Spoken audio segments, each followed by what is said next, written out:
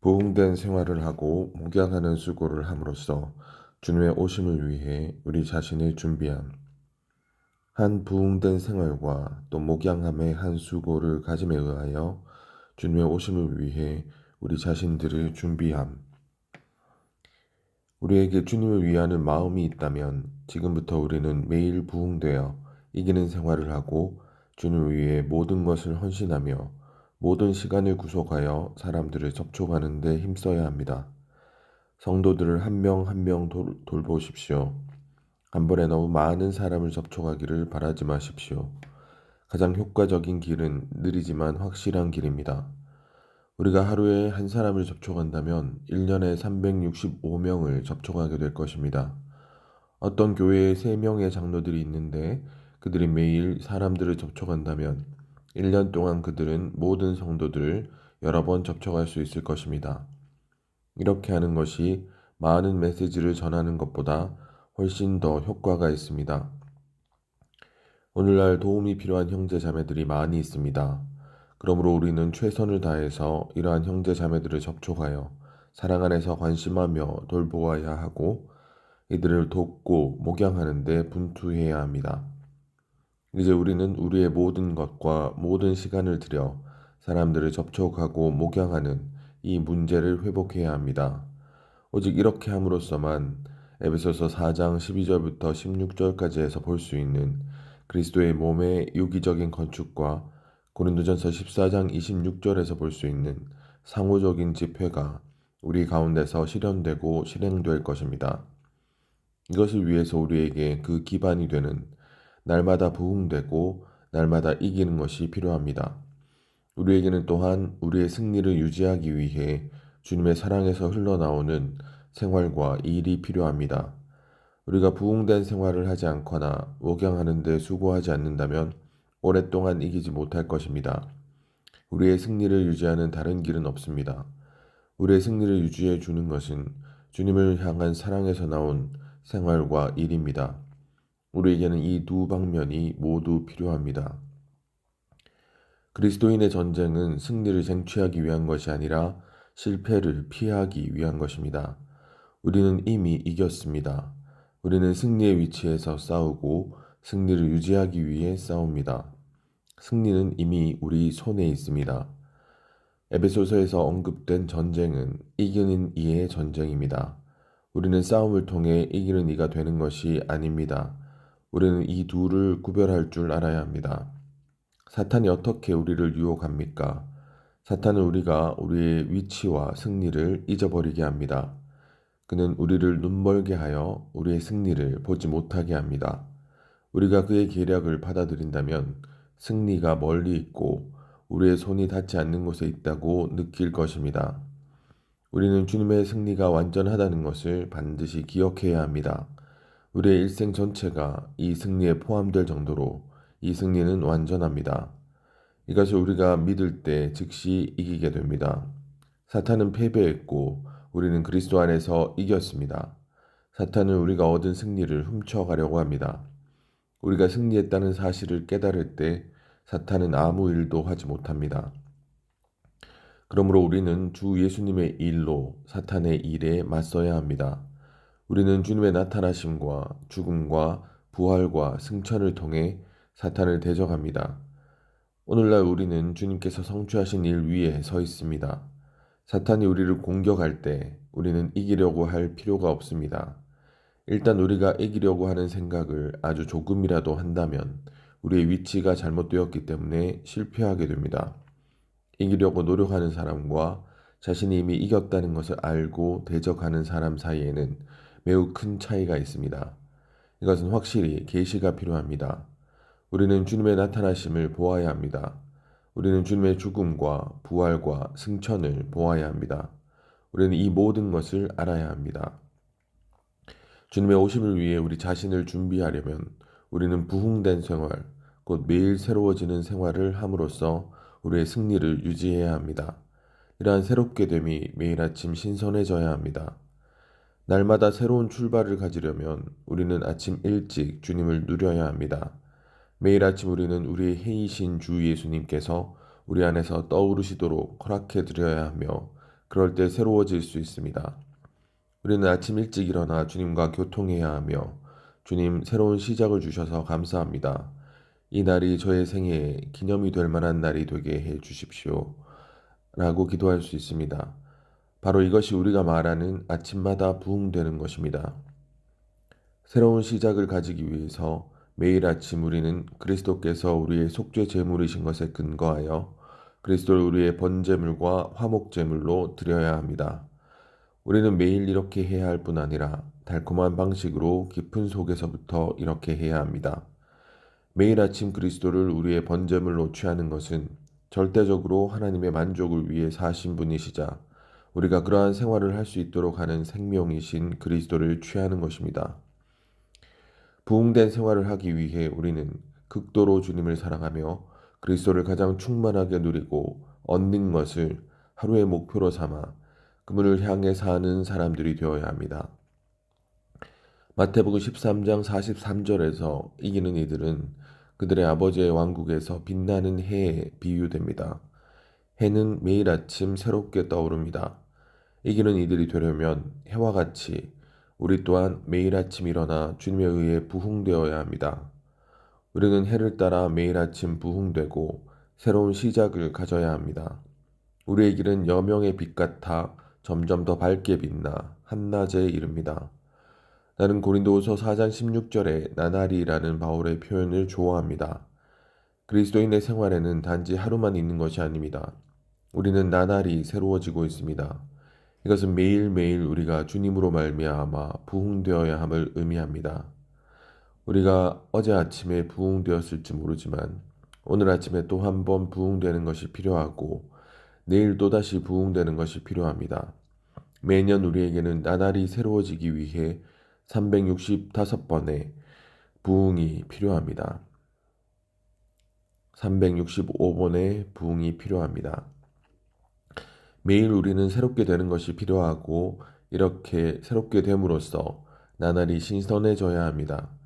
오늘 우리에게 필요한 것은 내적 생명이 새롭게 되는 것입니다. 이것은 바깥의 행동이나 표현이 새롭게 되는 것과 반대됩니다. 하나님께서는 매일 해가 떠오를 때 새로운 시작이 있고 신선하게 새로워지는 자연 법칙을 세우셨습니다. 같은 법칙이 우리 그리스도인의 생활에도 적용됩니다. 매일 아침 우리는 우리의 해이신 주 예수님께서 우리 안에서 떠오르시도록 허락해 드려야 하며 그럴 때 새로워질 수 있습니다.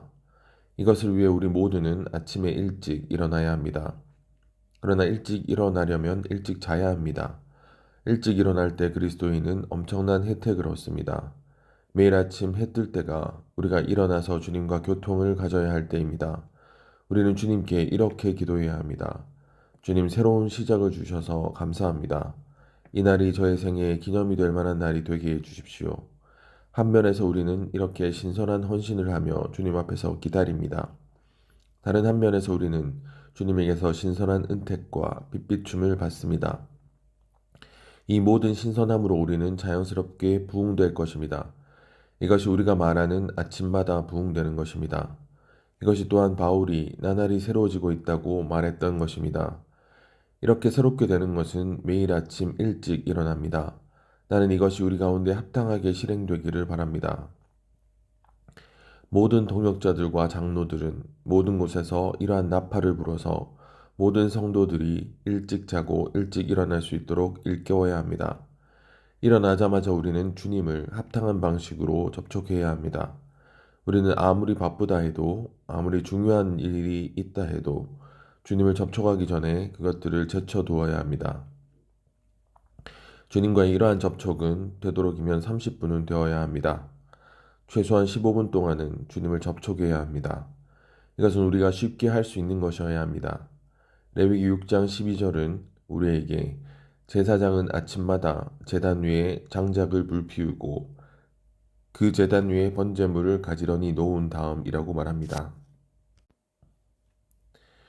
이것은 새로운 시작을 가지기 위해 매일 아침 우리가 그리스도께서 우리의 속죄 제물이신 것에 근거하여 그리스도를 우리의 번제물로 드려야 한다는 것을 가리킵니다. 우리는 매일 이렇게 해야 할 뿐 아니라 달콤한 방식으로 깊은 속에서부터 이렇게 해야 합니다. 아침의 15분은 주로 기도하고 간청하기 위한 시간이 아니라 우리가 주님께 말씀드리고 주님께서 우리에게 말씀하심으로써 우리가 주님을 직접 접촉하는 시간입니다.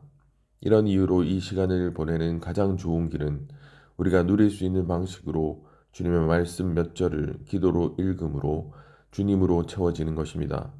이렇게 할 때 우리는 새로운 시작과 신선한 부흥을 가지게 될 것입니다.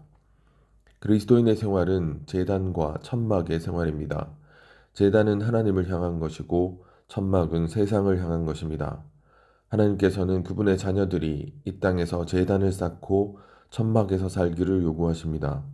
제단과 천막은 연결된 것이고 나눌 수 없는 것입니다. 창세기 12장 7절에서 우리는 제단이 하나님의 나타나심에 근거한 것임을 봅니다. 어느 누구도 먼저 하나님을 만나지 않고서는 하나님께 자신을 드릴 수 없습니다. 하나님께서 어떤 사람에게 나타나지 않으신다면 어느 누구도 하나님께 모든 것을 드릴 수 없습니다. 헌신은 사람이 권면하고 재촉한 결과가 아니라 하나님께서 자신을 계시하신 결과입니다. 하나님께서 어떤 사람에게 먼저 나타나지 않으신다면 누구도 자신이 가진 모든 것을 자원하여 제단에 바칠 수 없습니다. 사람이 하나님을 만날 때 그의 삶에서 자연스럽게 헌신이 일어납니다. 여러분이 한 번이라도 하나님을 뵙고 또 한 번이라도 하나님을 접촉한다면 여러분은 더 이상 여러분 자신의 것이 아닙니다. 하나님은 가볍게, 쉽게, 재빠르게, 경솔하게 접촉될 수 없는 어떤 분이십니다. 일단 한 사람이 하나님을 접촉하게 되면 그는 더 이상 그 자신을 위해 스스로 혼자 힘으로 살 수 없습니다. 하나님의 나타나심은 우리 안에 무궁무진한 능력을 가져오고 한 사람의 인생의 전 노정을 바꾸어 놓을 것입니다. 그리스도인이 하나님을 위해 사는 그 능력은 그가 하나님을 보는 것에 달려 있습니다. 우리가 주님을 섬기려고 결심한다고 해서 하나님을 섬길 수 있는 것이 아닙니다. 우리가 제단을 쌓으려는 뜻을 가지고 있다고 해서 제단이 산출되는 것이 아닙니다. 하나님께서 어떤 사람에게 나타나실 때 제단이 세워집니다. 하나님께서 아브라함에게 나타나시자 아브라함은 제단을 쌓았습니다. 그가 쌓은 제단은 속죄 제물이 아닌 번제물을 바치는 제단이었습니다. 속죄 제물은 구속받기 위한 것이지만 번제물은 자신을 하나님께 바치기 위한 것입니다. 이 제단은 우리를 위한 주 예수님의 대속하는 죽음을 가리키는 것이 아니라 우리 자신을 하나님께 헌신하는 것을 가리킵니다. 이 제단은 바로 로마서 12장 1절에 언급된 제단과 같습니다. 제단의 결과는 천막입니다. 하나님의 말씀은 아브라함이 제단을 쌓기 전에는 천막을 언급하지 않습니다. 천막은 움직이는 것이지 어딘가에 뿌리를 내리는 것이 아닙니다. 하나님께서는 제단을 통해 우리를 처리하시고 천막을 통해 우리의 소유를 처리하십니다. 아브라함은 제단에서 모든 것을 하나님께 드렸습니다. 그러면 그 이후로 그에게는 옷이나 소유가 전혀 없었습니까? 아닙니다. 아브라함은 여전히 소와 양을 소유하고 있었고 그 밖에 많은 것들도 소유하고 있었습니다. 그러나 아브라함은 천막에 거주하는 사람이었습니다. 제단에서 불태우지 않은 것은 오직 천막 안에만 보관할 수 있었습니다. 제단을 통과하여 우리가 사용하도록 남겨진 것은 오직 천막 안에만 둘 수 있습니다. 우리가 헌신의 중요성을 보고 제단과 천막의 생활을 할 수 있도록 하나님께서 우리에게 은혜를 베푸시기를 구합니다. 이러한 매일의 부흥은 변화를 가져옵니다. 로마서 12장 2절은 생각이 새로워짐으로 변화되어라고 말합니다. 고린도후서 3장 18절은 우리 모두는 너울을 벗은 얼굴로 거울처럼 주님의 영광을 바라보고 반사함으로써 그분과 동일한 형상으로 변형되어 영광에서 영광에 이릅니다. 이것은 주 영에게서 비롯됩니다. 주 영께로부터입니다. 라고 말합니다. 이것은 변화가 주님을 바라보는 데서 오는 것임을 우리에게 보여줍니다. 우리가 그분을 바라볼수록 우리는 더욱더 주님의 영광을 반사하게 되고 한 단계의 영광에서 다른 단계의 영광에 이르러 더욱더 주님과 동일한 형상으로 변형됩니다. 이 변형은 주 영께로부터 있습니다. 단지 한 부흥뿐 아니라 또한 한 변형도 있습니다. 그러므로 매일 다시 새롭게 되는 한 부흥을 가지는 것은 매일 신선한 한 변형을 가지는 것입니다. 만약 우리가 우리의 전생애 동안 이 변형 안에 머무른다면 우리는 주님의 생명 안에서 성장할 것이고 결국 우리는 성숙하게 됩니다. 이런 종류의 부흥, 다시 새롭게 됨, 또 변형이 오늘날 우리 모두가 필요로 하는 것입니다. 우리는 그 제단과 또 그 천막의 생활을 사는 사람들이 되어야 합니다.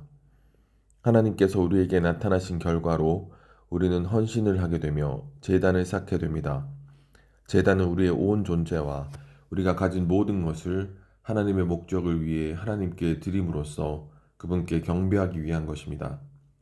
제단을 쌓는 것은 우리의 생활이 하나님을 위해 있고 하나님께서 우리의 생활이시며 우리의 생활의 의미가 하나님이라는 것을 뜻합니다. 그 천막의 생활을 사는 것은 우리가 그 땅 위에 있는 이방인들과 또 체류자들이고 더 좋은 한 나라를, 조국을, 고향을 찾고 있으며 또 하나님에 의해 건축된 그 도시, 곧 그 새 예루살렘을 간절히 기다리고 있다는 우리의 선포입니다. 하나님께서는 우리가 새로워지는 것을 도우시려고 가장 좋은 것을 예비하셨습니다. 첫 번째로 예비하신 것은 십자가, 곧 예수님의 죽음입니다. 고린도후서 4장에 따르면 바울은 항상 주님의 죽음, 곧 십자가의 죽임 아래에 있었습니다. 두 번째로 예비하신 것은 성령입니다. 우리 안에는 성령께서 계십니다. 성령께서 하시는 주된 일은 먼저 우리를 거듭나게 하시는 것이고 그런 다음 우리를 매일 새롭게 하시는 것입니다. 우리는 신진대사적으로 우리를 새롭게 하시는 성령의 새로운 공급을 매일 받아들이고 있습니다. 우리가 이렇게 새롭게 하시는 성령을 소유한 것으로 인해 주님께 감사드립니다. 하나님께서 세 번째로 예비하셔서 우리에게 주신 것은 우리의 섞인 영, 연합된 영, 곧 신성한 영과 섞인 우리 사람의 영입니다. 성령은 우리 사람의 영 안에 거하시고 우리 사람의 영 안에서 일하시며 우리를 새롭게 하십니다. 에베소서 4장 23절은 우리가 우리의 생각의 영 안에서 다시 새롭게 될 필요가 있다고 말합니다. 우리의 영은 우리가 그 다시 새롭게 됨을 받아들이는 그곳입니다. 우리의 섞인 영은 우리의 생각 안으로 확장되어 우리의 생각의 영이 됩니다. 우리가 우리의 변형을 위하여 다시 새롭게 되는 것은 그러한 한 영 안에서입니다. 소문자 스피릿 안에서입니다.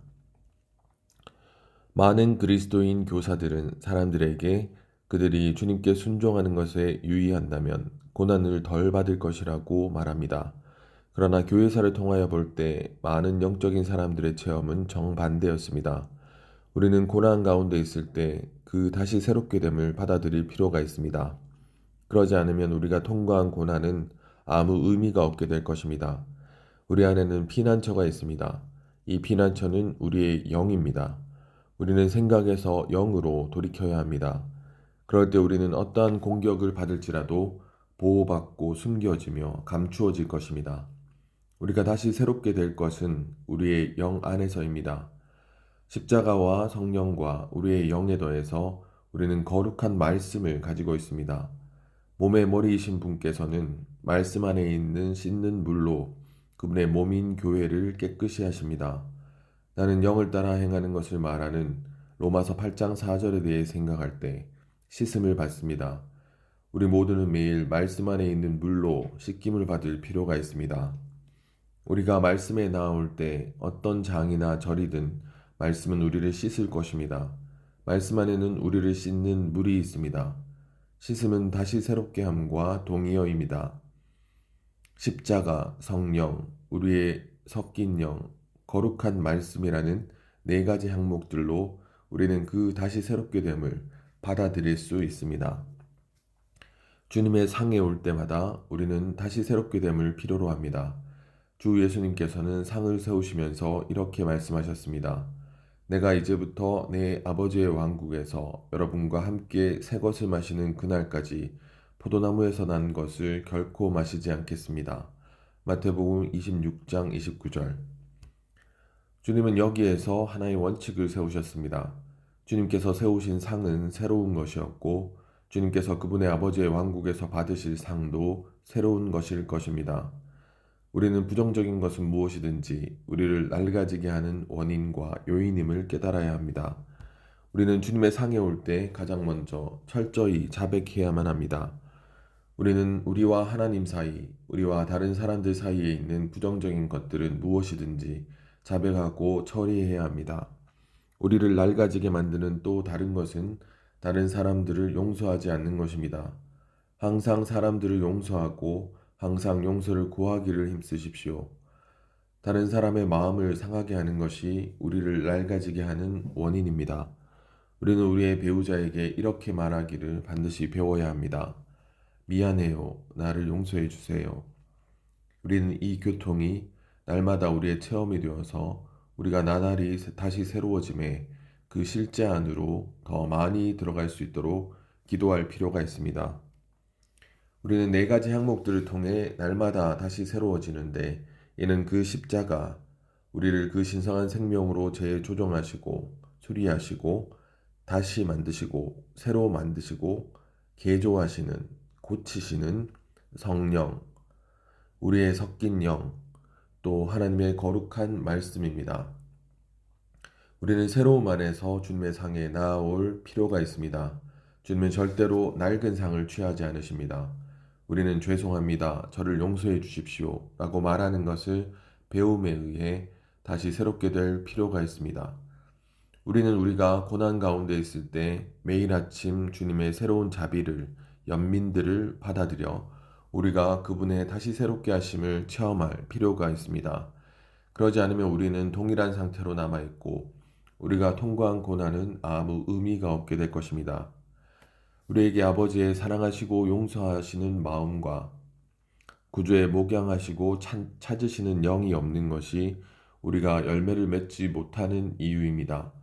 나는 여러분 모두가 열심히 일한다는 것을 알지만 열매가 거의 없습니다. 주님께서는 그 열매로 그 나무를 알게 됩니다. 라고 말씀하셨지만 마태복음 12장 33절 우리는 어떤 열매도 없는 나무입니다. 우리에게 열매가 없는 것은 우리에게 아버지의 사랑하고 용서하는 마음과 아들의 목양하고 찾는 영이 부족하기 때문입니다. 우리는 다른 사람들을 목양하고 찾기보다는 유죄 판결하고 통제합니다. 우리에게는 사랑과 목양이 부족합니다. 우리는 학계가 말한 것처럼 우리의 길들을 깊이 생각해 보아야만 합니다. 숙고해야만 합니다. 우리의 방법은 옳지 않습니다. 무언가가 잘못되었습니다. 복음을 전하는 것은 죄인들을 목양하는 최고의 방법입니다. 첫 번째 복음 전파자이신 그리스도께서는 목양하심으로 그분의 사역을 수행하셨습니다. 그분은 세리 장인 한 사람을 방문하시려고 여리고에 가셨습니다. 그분의 갈망은 한 사람을 얻기 위해 복음을 전하는 것이었고 이러한 그분의 복음 전파는 일종의 목양이었습니다. 요한복음 4장은 주님께서 갈릴리로 가시는 길에 사마리아를 거쳐 가셔야만 했다라고 말합니다.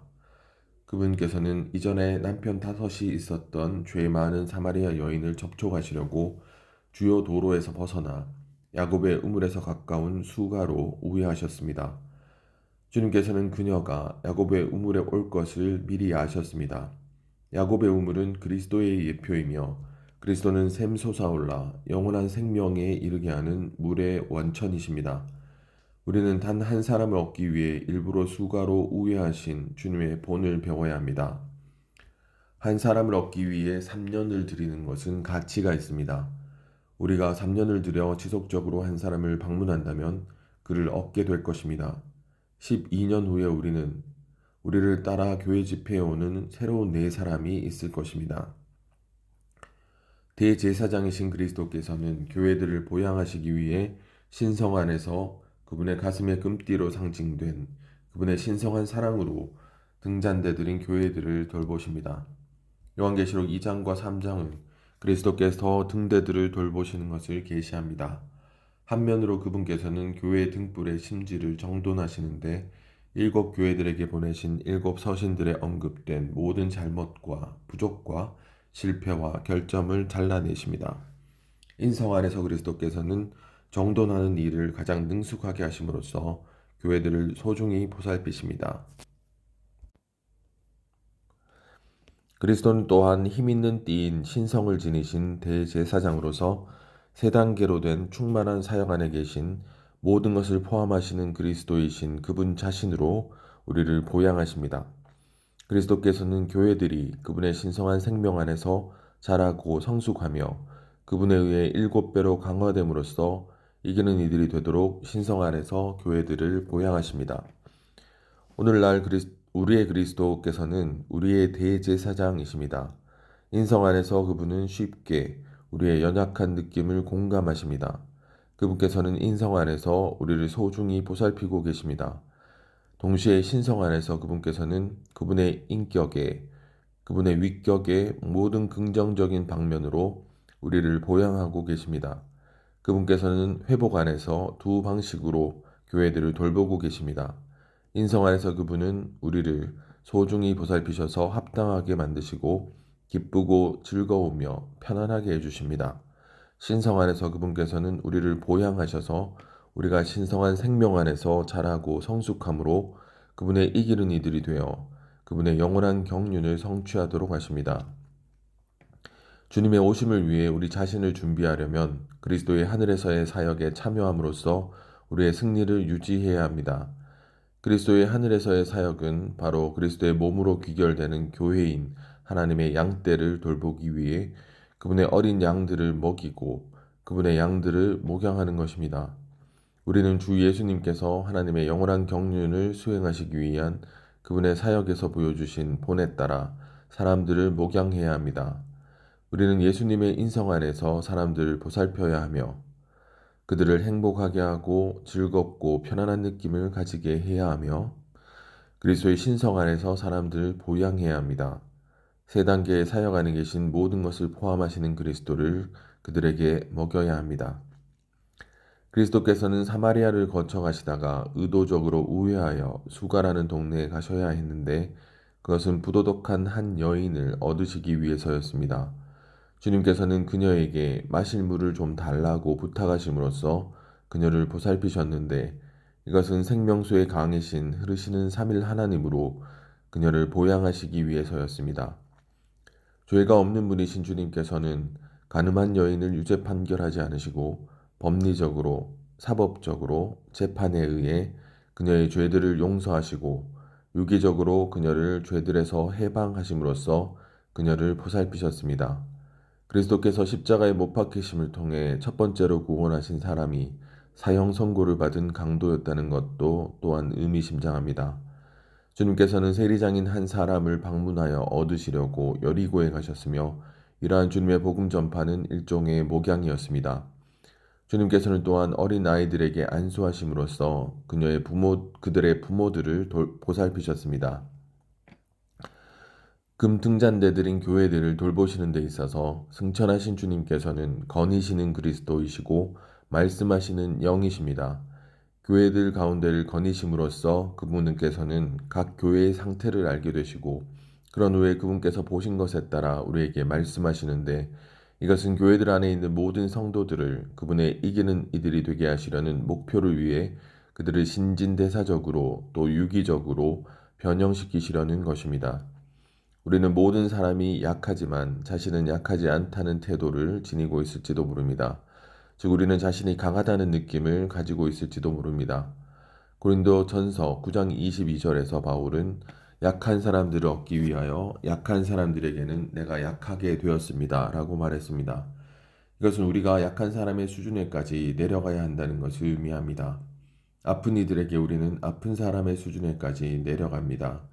이것이 사람들을 방문하여 목양하는 길입니다.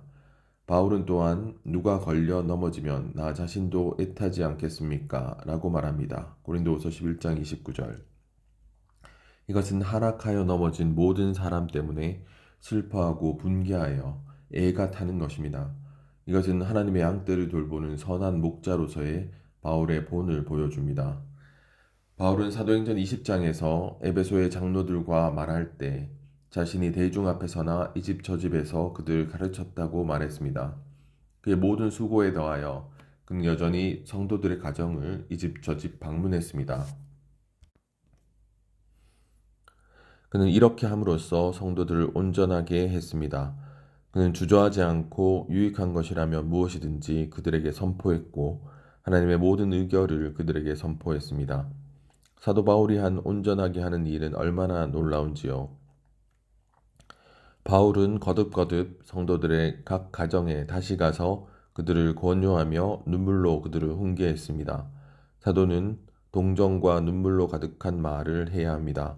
사도가 되기를 원합니까? 그렇다면 우는 법을 배우십시오. 사도행전 20장 19절에서 바울은 자신이 모든 겸손과 많은 눈물로 노예로서 주님을 섬겼다고 말했습니다. 그리고 31절에서는 자신이 쉬지 않고 성도들 각 사람을 눈물로 훈계했다고 말합니다. 사도는 자신의 목양 아래 있는 사랑스러운 사람들에게 하나님과 그분의 의결에 관한 모든 것을 눈물로 말합니다. 사도는 대중 앞에서 말할 뿐 아니라 또한 성도들의 가정들을 방문합니다. 고린도전서 12장의 마지막 절은 사랑이 가장 뛰어난 길이라는 것을 계시합니다. 어떻게 장로가 될 수 있습니까? 사랑이 가장 뛰어난 길입니다.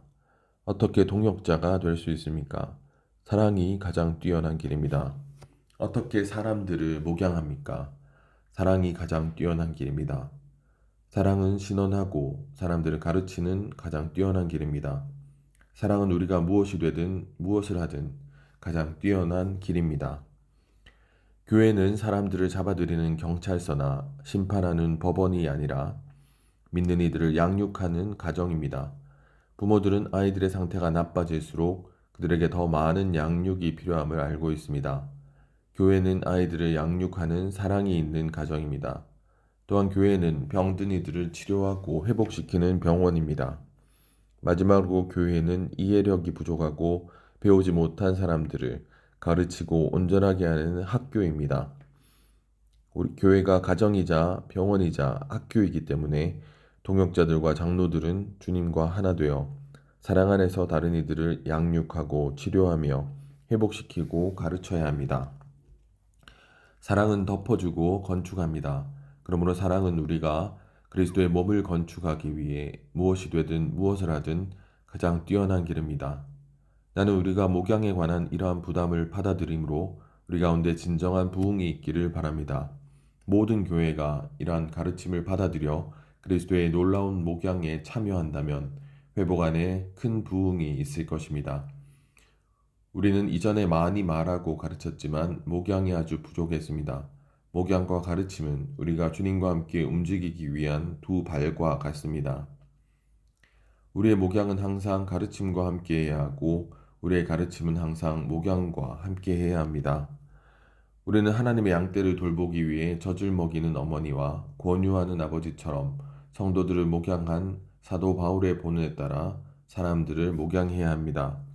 바울은 대중 앞에서나 이 집 저 집에서 에베소의 성도들을 가르치고 3년 동안 눈물로 성도들 각 사람을 훈계하며 하나님의 모든 의결을 그들에게 선포함으로써 그들을 목양했습니다. 바울은 믿는 이들에게 친밀한 관심을 가졌고 연약한 사람들을 얻을 수 있기 위해 그들의 수준에까지 내려갔습니다. 바울은 성도들을 위하여 그가 가진 것, 곧 그의 모든 소유물을 기쁘게 소비하고 그의 존재, 곧 그 자신까지도 기쁘게 소비하고자 했습니다. 그는 전제물로서 곧 포도주를 생산하는 분이신 그리스도와 하나인 사람으로서 다른 사람들이 그리스도를 누릴 수 있도록 자신을 희생했습니다. 바울은 그 영을 따라 행함으로 하나님을 존귀하게 했으며 그 결과 그 영을 공급함으로 사람을 존귀하게 할 수 있었습니다. 바울은 그의 가르침에서 교회가 사람들을 양육하는 가정이고 사람들을 치료하고 회복시키는 병원이며 사람들을 가르치고 온전하게 하는 학교임을 시사했습니다. 바울은 우리가 그리스도의 몸을 건축하기 위해 무엇이 되든 무엇을 하든 가장 뛰어난 길이 사랑이라는 것을 계시했습니다. 즉 사랑이 이긴다는 것을 계시했습니다.